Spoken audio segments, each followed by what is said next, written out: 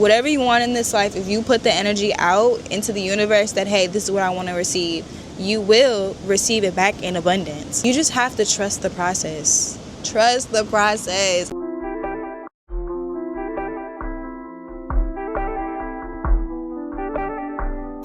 Hi my loves, welcome back to my YouTube channel. As y'all can see, my scenery is definitely different. I am in Mexico at a wellness retreat, and I thought what a better setting to actually just chat about some self-love, wellness, and just everything that has to do with that. I've been meaning to do a video like this, and I've always loved watching videos where it's more personal, because this is more of a personal chat. This is not a how-to. Moth just flew into the frame. I'm not telling you that you're living your life wrong in any capacity. This is my perspective, these are my experiences, and this is what has helped me navigate along my growth journey. If you haven't already, make sure you hit that like button, comment what you want to see next, and also subscribe, join the family. It's lit here. We talk about everything wellness, self-growth, self-love, and we just have a good time. So join the squad, join the gang. So today we're going to talk about self-love and living well, and what that really means. Personally, I share a lot of content about becoming your best version of yourself, motivating others to just really pour into themselves. And a lot of that content is the glitz and glamour, like me doing a bubble bath, or me doing a face mask, or me doing skincare, or me going on a shopping spree. That's not really what the reality of self-love is. Self-love is more than just aesthetics. It's about discipline, it's about boundaries, and it's about choosing yourself over and over again, no matter how hard, no matter who challenges you, but choosing and knowing yourself. Choosing myself, even when it's hard to, means when I have to get up and go to the gym, and I know I literally don't want to. I'm tired, I've been working all day. The day drained me, but choosing every single day to get up and go to the gym. Now also, when I'm having a bad day, my comfort thing is fried food, shit that I know that is bad for my body. That comforts me. Self-love is discipline, because it's when you continuously make those decisions and those choices that you know is in alignment with your higher self, you feel better. Even in the moment, if it's hard, having to distance yourself from certain people or certain places or certain habits that you know you have that do not make you feel good. If you don't, in the temporary, in the short term, you'll feel good or you'll feel okay because you're not challenged, you're not being challenged. But in the long run, because you're not challenging yourself, there's no growth within that.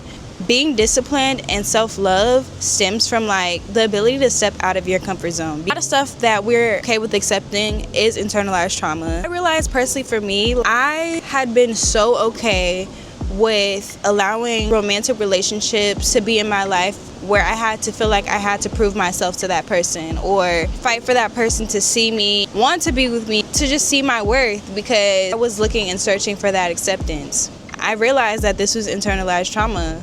I personally grew up with a single mom. Yeah, my dad was there, but was I emotionally connected to him? Not as much as many other people would be. And that, I guess, sparked that need for approval and acceptance. Going through these things where people are treating me like shit and me still being there to prove my worth is literally doing the opposite, because I'm putting how someone else sees me is my overall self-worth.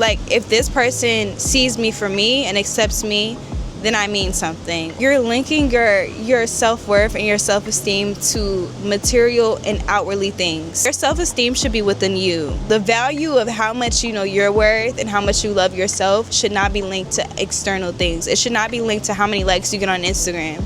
It should not be linked to how much someone else. It should be linked simply to you, because you know that you're doing the best you can and everything works in your favor. The way you are is exactly who you need to be. This is really my first sit down talking video, so I'm really just trying to flow. If it sounds a little choppy, it's because it kind of is, because hopefully it gets easier as we go on. I want to get more into the topic of wellness and what it means to me. A lot of our misconceptions come from the fact that we live in such a materialistic society. When you think about wellness, you think about things you honestly should buy. Wellness is literally doing what's good for your body, your mind, and your soul.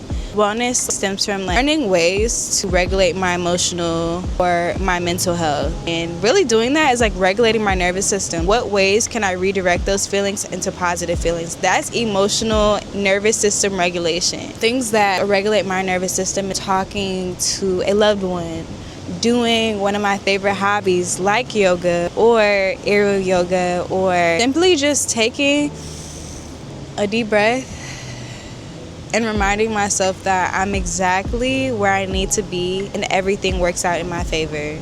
That is what emotional regulation is, and that is a huge part of wellness for me. That's where peace is. That's where peace comes from. And like reminding myself everything works out in my favor. Everything works out for my greatest good and I'm okay. That's what peace of mind is to me. Whatever you believe in, spiritual alignment is so important. I'm a big believer that this is bigger than us. You're here for a reason. Your reason is to connect with your highest purpose and your highest self. And knowing that your life has a purpose and really connecting with that purpose gives you the reason to keep going. When you're out of alignment, you really do feel like, what am I doing here? Why am I here? And what is the purpose of my life? But I'm not just here to be here. Like, your life is bigger than you. Journaling has helped me so much, y'all. And I know y'all probably hear so many people talking about, oh, you should journal or journal. I like to work out my feelings without having to talk to anyone about it. I just like to put it on paper and I just release it and I let it go. Everything doesn't have to be a big deal. Everything is not the end of the world. And sometimes you just have to release it. Yoga has been a huge part of my spiritual journey, my overall growth journey. The breath work, oh my gosh, y'all. A lot of Black families aren't really as knowledgeable about these type of practices. It's doing the things that we know will give us a better quality of life, period.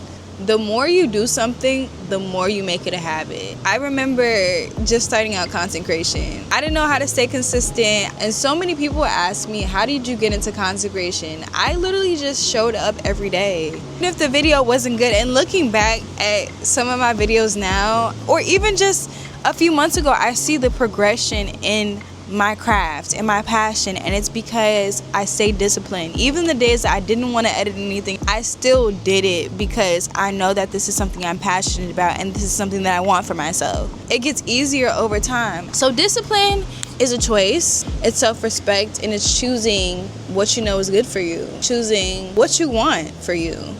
If you want something, girl, you can't just keep sitting and saying, I'm gonna do this next month, I'm gonna do this next week. Do it now. Even if it's a small start is the biggest start you can have. You're making that promise to yourself that, hey, I can do this. So start now. It don't have to be the perfect. You don't have to be the most well-equipped. You don't have to have the most resources to start from somewhere. As soon as you start, those resources are gonna come to you. It's crazy how the universe works. And this is literally the law of attraction. Put out the energy that you want to receive. Whatever you want in this life, if you put the energy out into the universe that, hey, this is what I want to receive, you will receive it back in abundance. You just have to trust the process. Trust the process. I want to put that on the screen. Trust the process, y'all. Y'all have to do that. The reward will never be as good if you didn't have a process. When you achieve those goals that you wanted to achieve and it wasn't just handed to you, it shapes you into the person that you're meant to be. I just want to remind you that the life that you want is yours. It's already yours. Whether you're going to accept that right now, tomorrow, this life is yours, and everything that you want will come to you.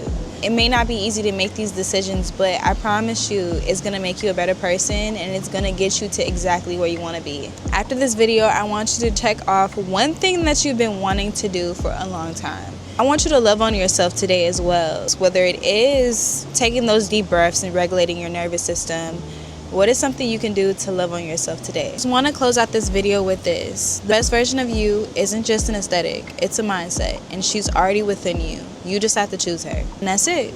I hope this video gave you guys some motivation to keep going, because I need motivation to keep going every single day.